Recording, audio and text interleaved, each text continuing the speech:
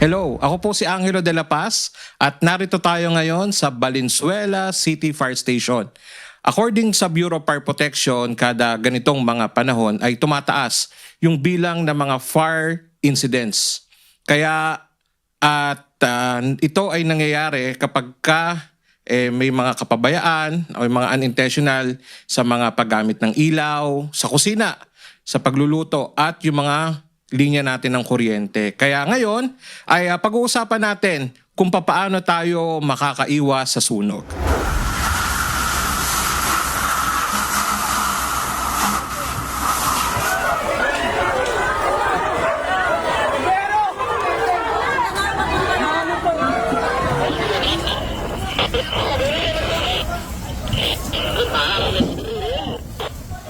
Asa mo banda? Asa mo banda?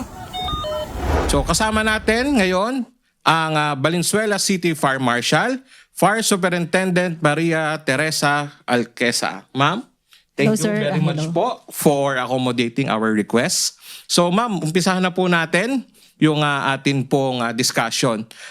Ano po ba ma'am yung mga common causes na mga fire incident pagka ganito pong panahon? Salamat sa ganitong opportunity na makapagbigay tayo ng impormasyon sa publiko about fire safety lalo ngayong season. Based sa ating datos, 2023 tsaka 2024, ang main causes talaga natin, 3 main causes ng sunog natin ay una, yung katulad na na-mention mo kanina about electrical connection incidents related, and then sumunod dito yung pagluluto, cooking, and then pangatlo is yung naiiwang mga nakasinding kandila. So yun yung mga basic statistics natin na available. Opo. Ma'am, yun na, kasi kahit din po ako as a fire volunteer, as a responder, bakit po ba pagka ganitong pong mga pagkakataon ay mataas po yung insidente po natin ng mga sunog? Magandang katanungan, sir. So, ngayon kasi, sir, nag-gather ang family for the season, for the celebration of Christmas and New Year. Pag magkakasama ang pamilya, ano ang usually natin ginagawa? Nagluluto tayo. Yes. So, cooking. Kaakibat niyan ang paggamit natin ng mga appliances. So, dahil magkakasama tayo sa bahay, ginagamit natin yung appliances, hindi natin napapacheck kung okay pa ba yung mga connections Yes, natin. yung mga wiring kung po, wiring, kung bago pa or luma. Gayon din, halimbawa, tayo naman magbabakasyon mula sa, for example, dito sa Metro Manila, punta tayo ng probinsya. Isa din ma'am sa Isa rin yan, na common mga cause. So, ginagawa. kapag naiiwan natin na hindi natin na-check yung bahay natin kung naiiwan ba nating mga nakasaksak yung mga appliances before tayo umalis. So, isa rin yan sa mga nagiging dahilan. Dahil talagang ma'am, ang perspective kasi nila is excited na sila na umalis. Kaya nga. Talagang ang nila is talagang alis na tayo rito. Kaya parang minsan may mga Yes. nakakalimutan po sila. Kaya dapat wag kalimutan ng safety palagi. Priority yan. Opo. So, isa pa ma'am. Total na pag-usapan na natin yung mga causes, kung bakit nagkakaroon ng mga sunog at ano yung mga prevalent pagka ganitong mga season. Isang importante ma'am na dapat na malaman ng ating pong mga kababayan ay papaano po natin maiiwasan yung mga sunog po na pwede pong mangyari pagka ganitong panahon. Ayun, kumbaga, ano na natin yan, dapat maging common practice na natin.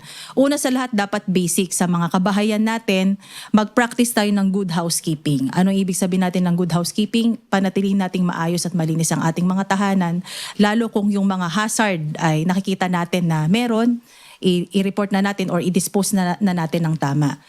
Ganon din, dapat magpa-check tayo ng mga electrical connections natin and mga wirings natin, lalo kung alam natin na nagdadagdag tayo ng mga appliances, 'di ba? Tapos pag nagluluto tayo, wag natin iiwanan ang mga niluluto natin. At saka kung may mga kandila man, katulad kung magkakaroon man tayo ng celebration ngayong bagong taon, wag natin nahayaan na hindi natin properly na-dispose or napatay yung mga kandila or any open flame na gagamitin natin. Yes, kasi ma'am, totoo yun, yung distraction pagdating sa kusina. Totoo. Opo, na habang nagluluto, nanonood ng TV, sa nagsa-cellphone, yan. Ayan, opo. Tsaka ganun din ma'am, hindi din masyado nabibigang pansin, basta dagdag lang ng dagdag ng appliances. Yung load do sa kuryente, hindi po napapansin. Ang naman po ma'am, so worst case scenario, hindi po naiwasan na nagkaroon ng sunog. Ano po yung pinaka the best na dapat nilang gawin if in case na nagkaroon po ng sunog sa mga bahay po nila? Ayan. So, ang una nating dapat gawin, maging kalmado. Kasi ang una nating mararamdaman dyan, magpapanik tayo kasi nakikita natin may apoy na. Yes. Ngayon, i-alert na natin yung mga kasama natin. Sasabihin na natin agad, may sunog, may apoy. Kung maliit pa naman yung apoy na kaya pa nating patayin, gumamit tayo ng portable firefighting device, yung mga fire extinguishers extinguisher. natin, or yung mga basang towel na pwedeng ikalob sa kawali, ganyan kung Yes. sakali. And then, kung nakita natin na malaki na, i-make sure natin na makalabas tayo, i-make sure natin na lahat ng kasama natin ay nasabihan natin na may sunog, at huwag kalimutang tumawag sa pinakamalapit na fire station. And katulad nga ngayon, sir, di ba, you are aware po of the SILG's na project on Yes, 911. So yun po, tumawag po tayo agad sa 911. Yun ma'am, kasi isa din yun sa nakikita nating kumbaga maling practice. Mas nauuna pa Yun. yung nagla-live, nagbibideo, Yes, sir. kesa po tumawag ng bumbero. Yun po. So, constant reminder po sa lahat, no? Unahin po nating tumawag sa bumbero bago po tayo mag-live para po sa ating views. Di ba, sir? Opo. So, ang ano naman po natin, ma'am, is alam ko, ito po ay isa sa magandang practice dito po sa ating city sa Valenzuela.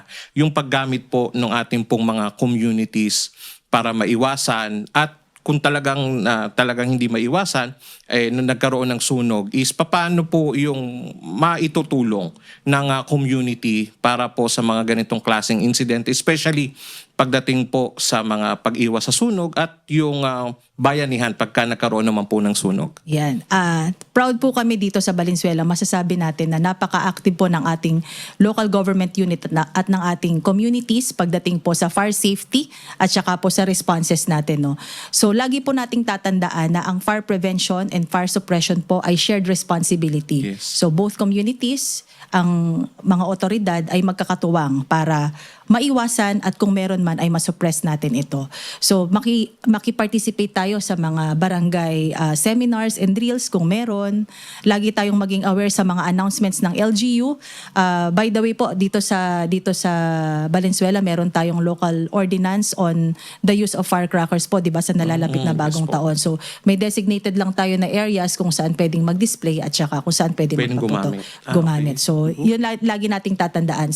It's a shared responsibility. Sige po. Lastly po, ma'am, ano po yung mabibigay po nating advice o payo o reminder sa ating pong mga kababayan para po sa darating po na year-end? So sabay-sabay po nating salubungin ang bagong taon ng safe at ng masaya kasamang ating mga pamilya. At wag po natin na hahayaan na ang selebrasyong ito ay kumbaga mapabayaan natin ang side ng fire safety.